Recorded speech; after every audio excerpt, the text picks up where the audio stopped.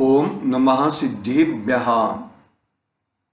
नमो अरिहन्ताणं, नमो सिद्धाणं, नमो वीर्याणं, नमो उवज्झायाणं, नमो लोये सौवसाहुणम्।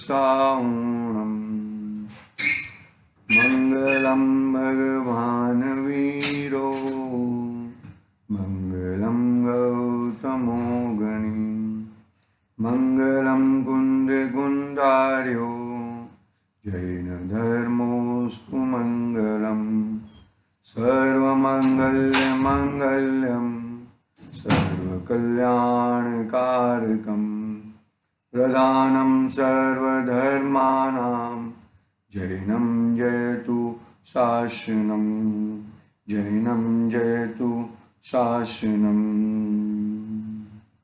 येनात्मबोधयतात्मेव परत्वेनैव चापरम्, अक्षयनन्तबोधाय तस्मै सिद्धात्मने नमः। चेतीले चेतन, चेत्या विना केम चालसे।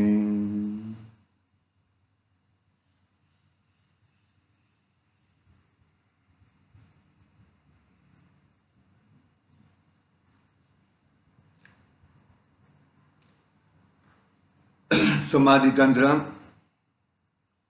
आचार्य पूज्यपाद स्वामी का ये महान ग्रंथ अपने सामने विराजमान है। सबको नए साल की शुभकामनाएं, नूतन वर्षाभिनंदन।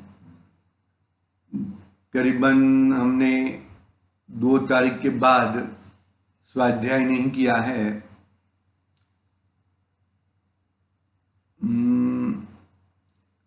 2, 3, 4, 5, 6, 7, 8 और 9, आज 9 तारीख है ना।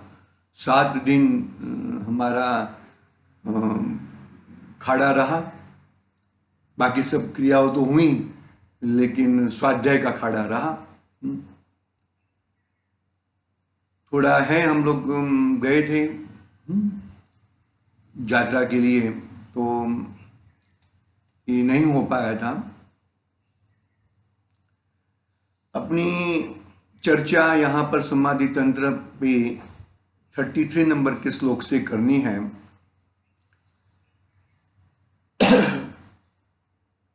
33 नंबर का श्लोक पहले हम 2-3 गाथा थोड़ा रिकलेक्ट कर लेते हैं। यहाँ पर आचार्य देव ने अंतरात्मा की चर्चा प्रारंभ की है। करीबन 15वीं गाथा से अंतरात्मा की चर्चा प्रारंभ की है आचार्य देव ने। 15वीं गाथा तक आचार्य देव ने बहिरात्मपने का पूरा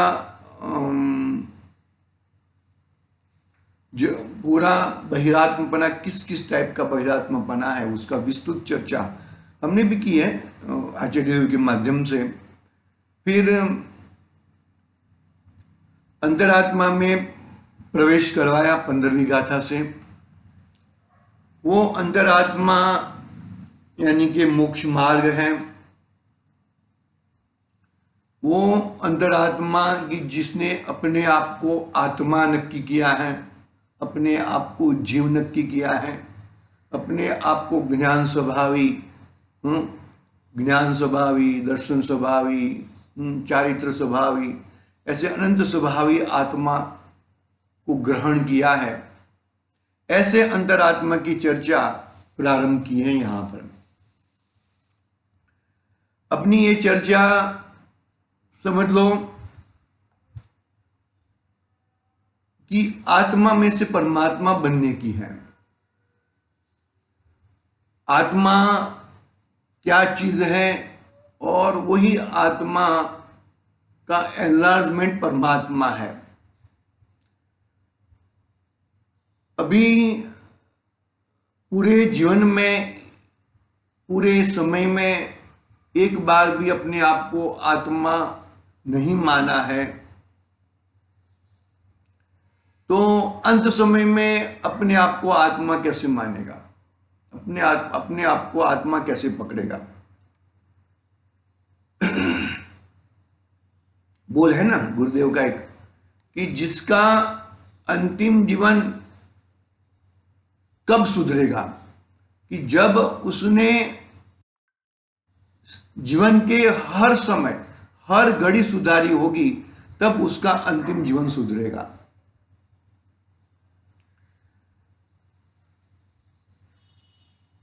तो हर समय कैसे सुधारा जाए, हमें हर समय किसके पास रहना है, हमें हर समय परद्रव्य के पास रहना है, तो अपना जीवन कैसे रहेगा ऐसा। परद्रव्य के पास रहेगा तो राग द्वेष आदि विकारी भाव निरंतर ढलते रहेंगे, राग द्वेष आदि विकारी भाव आते रहेंगे। तो परद्रव्य के साथ रह के कुछ फायदा नहीं है। तो किसके साथ रहना है, कि अपनी चीज के साथ, अपनी वस्तु के साथ हमें रहना है। उस आत्मस्वरूप की प्राप्ति का उपाय वो 30वीं गाथा में बताया। देखो, पूरा बैलेंस होना चाहिए। बाहर में मैं कहां पे खड़ा रह के क्या चीज की बात कर रहा हूं, वो हमारा पूरा बैलेंस होना चाहिए।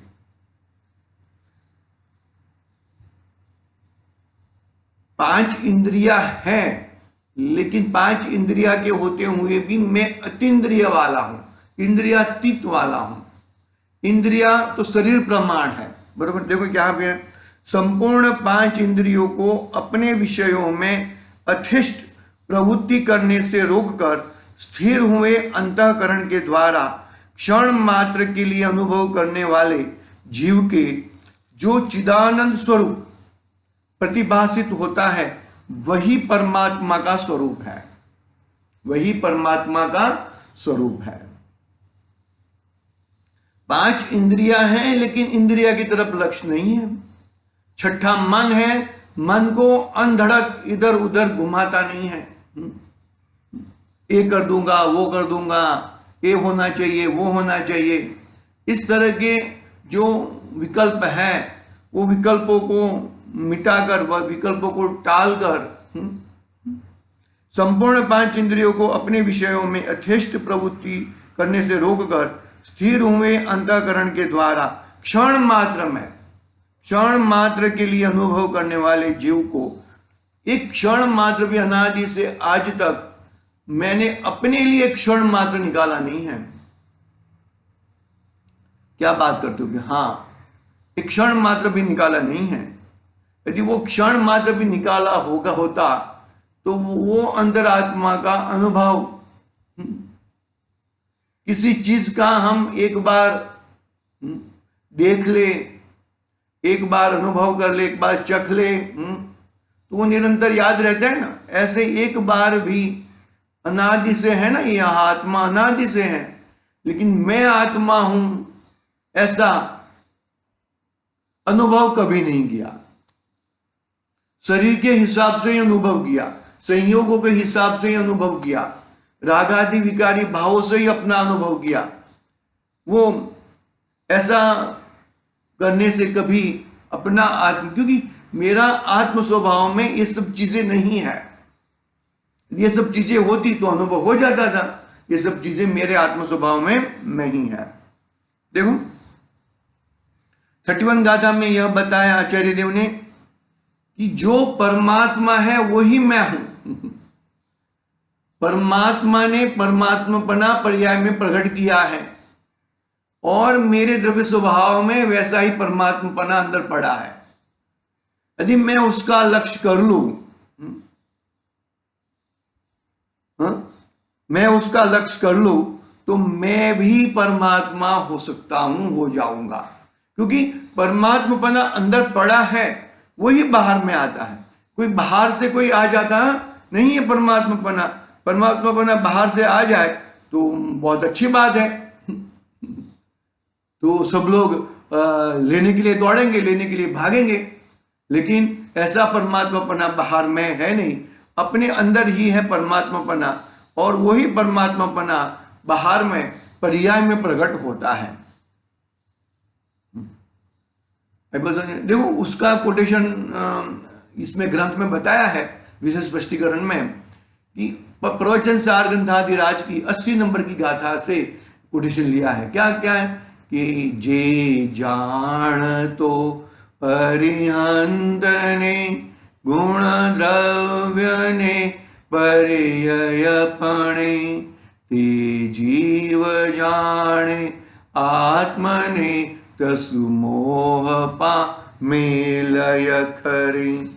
जो जिसने अरिहंत भगवान को गुण से, द्रव्य से और पर्याय से जाना है, वही जीव अपने आप को क्या कहा, अपने आप को उनके हिसाब से मिलान करता है।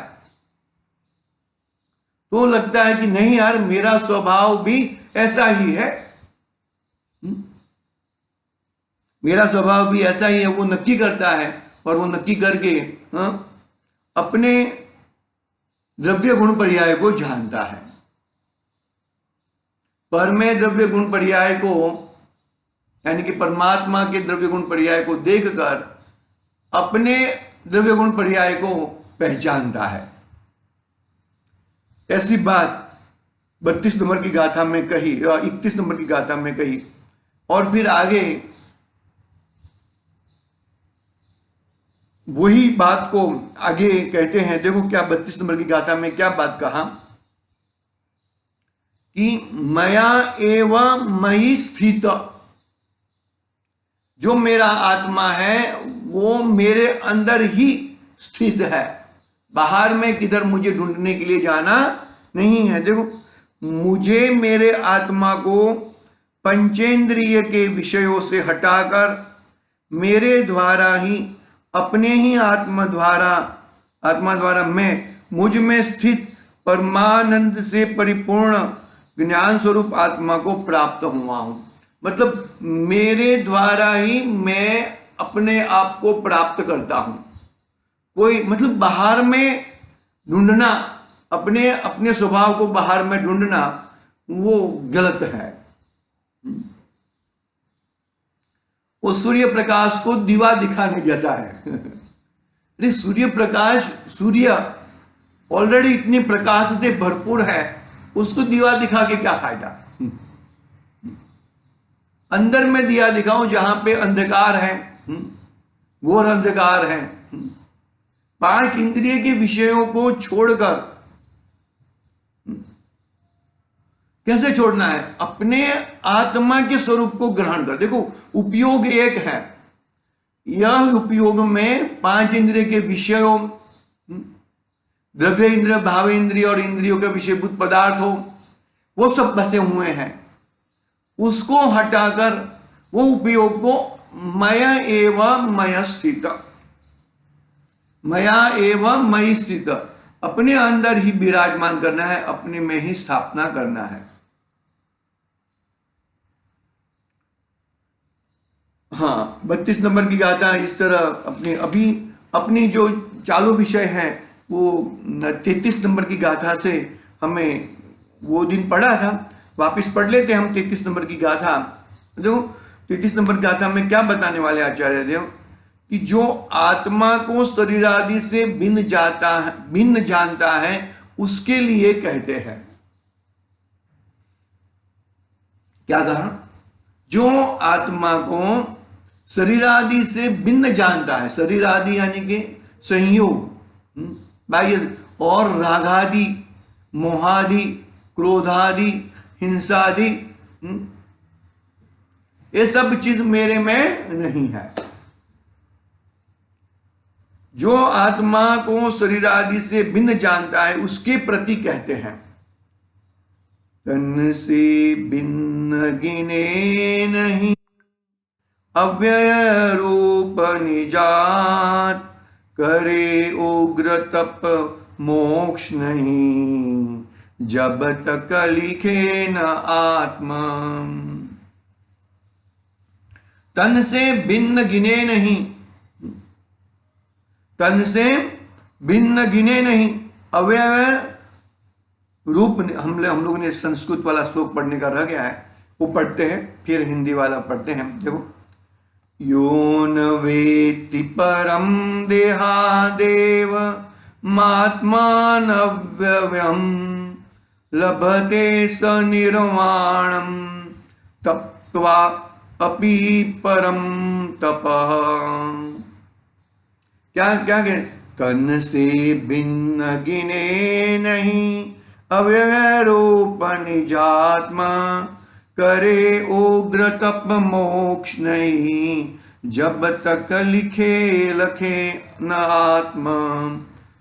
उक्त प्रकार से जो अविनाशी आत्मा को शरीर से भिन्न नहीं जानता, उक्त प्रकार से यानी कि आगे के प्रकार से जो अविनाशी आत्मा को शरीर से भिन्न नहीं जानता, वह घोर तपश्चर्या करके भी मोक्ष को प्राप्त नहीं होता।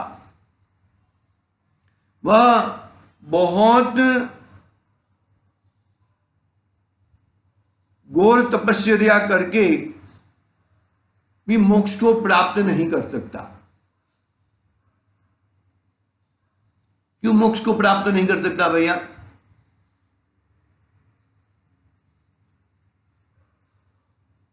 घोर तपश्चर्या करके भी मोक्ष को प्राप्त नहीं कर सकता।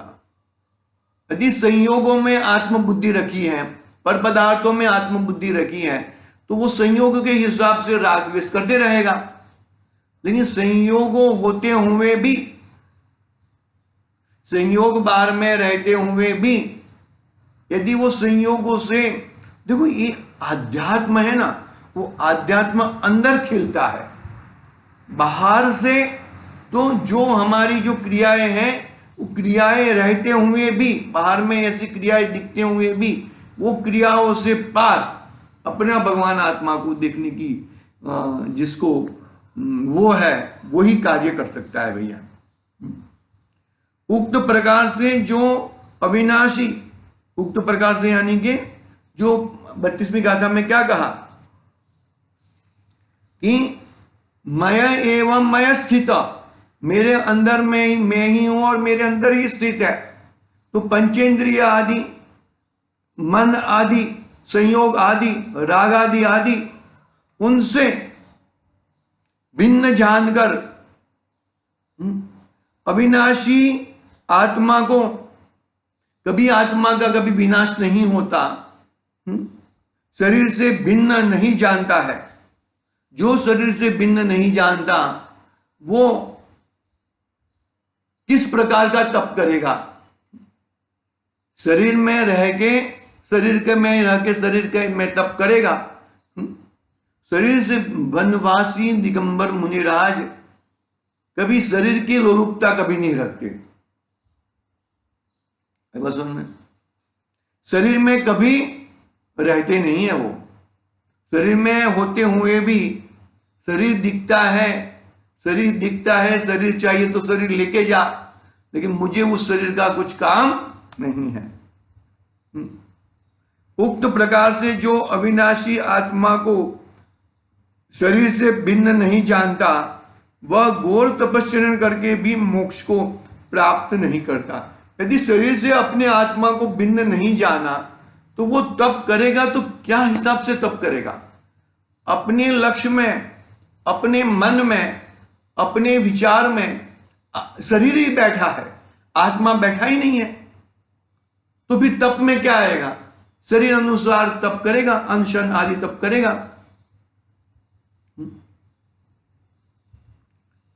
हाँ,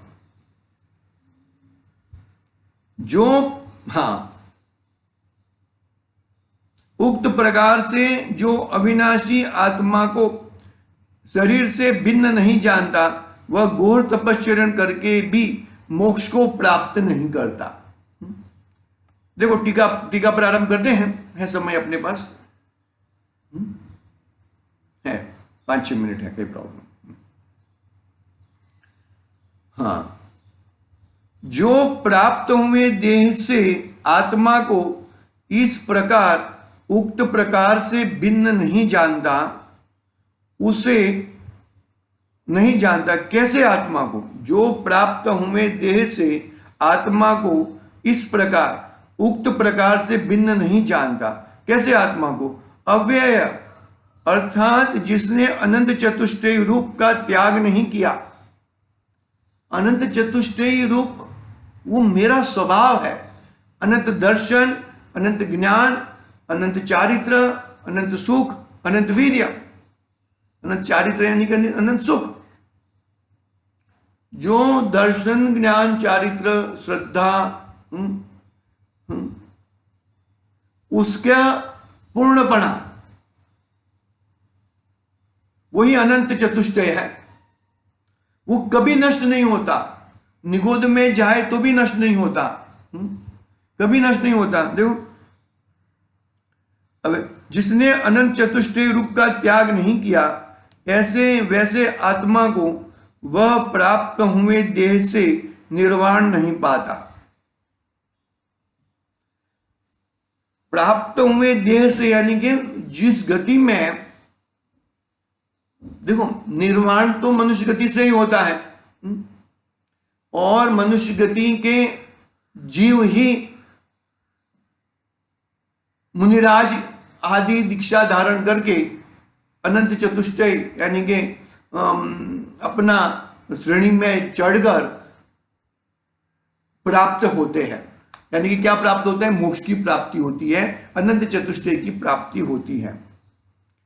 तो निर्वाण प्राप्त करना है। एक समय के लिए सोचो कि हमारे सिद्ध भगवान हैं, वो हमारे सिद्ध भगवान शरीर के सहित विराजमान है कि अशरीरी विराजमान है? अरे भाई, अशरीरी विराजमान है। वो शरीर आदि कैसे हो सकता है? वहां पर कर्म जहां पर है उसको शरीर चाहिए, लेकिन जिसको कर्म नहीं है, निष्कर्म हो गए हैं, उनको शरीर की क्या आवश्यकता है? उनको शरीर रहता नहीं है।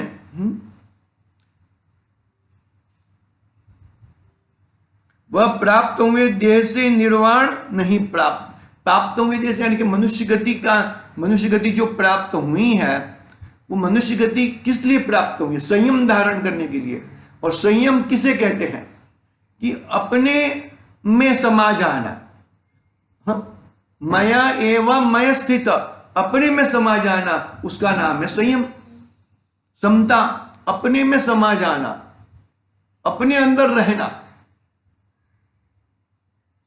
संयम कौन धारण कर सकता है?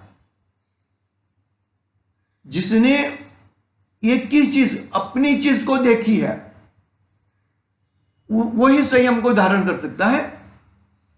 जिसने शरीर को देखा है, जिसने परिवार को देखा है, जिसने रागादि आदि अपना स्वभाव देखा है, ऐसा संयम को धारण नहीं कर सकता। अर्जुन की तरह एकमात्र पक्षी का पुतला रखा था, वो पुतले की किकी दिख रही है और कुछ दिख नहीं रहा है। ऐसा एक आत्मा ही मुझे साध्य है और कुछ मुझे साधना के लिए और कुछ नहीं। वही जीव बस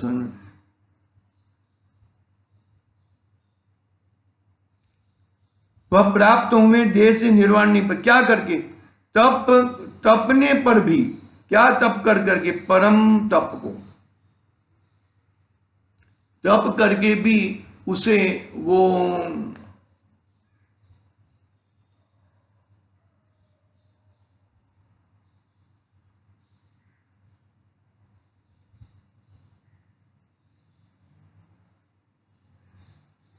तपने पर भी क्या तप कर भी परम तप को, बरोबर है।